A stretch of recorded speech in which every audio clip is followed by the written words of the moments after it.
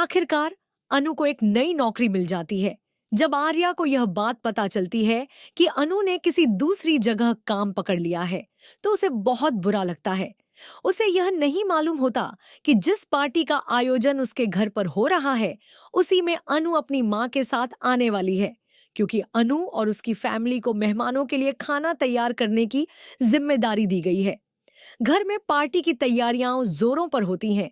तभी अनु अपनी मां के साथ वहां पहुंचती है।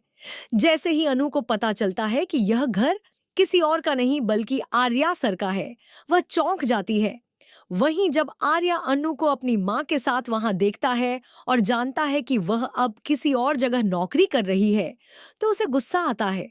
आर्या के मन में यह बात बैठ जाती है कि किसी भी हाल में वह अनु को फिर से अपनी कंपनी में काम करवा कर रहेगा। उधर अनु अब आर्या से बेहद नाराज है।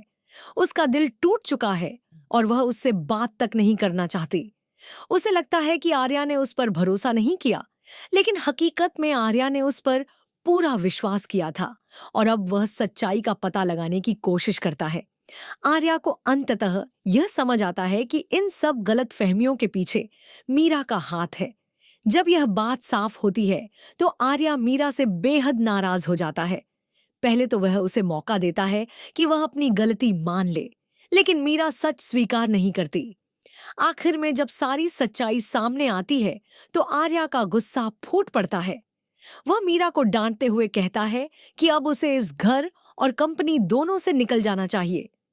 मीरा माफी मांगती है और एक आखिरी मौका चाहती है, लेकिन आर्या इस बार बिल्कुल सख्त हो जाता है और साफ कह देता है कि अब कोई मौका नहीं मिलेगा।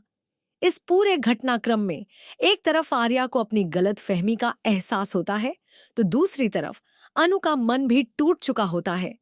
कहानी इस मोड़ पर आती है जहां दोनों के बीच की दूरी और दर्द साफ झलकता है। एक तरफ पछतावा और सच्चाई का बोझ, तो दूसरी तरफ टूटे भरोसे और दिल की पीड़ा।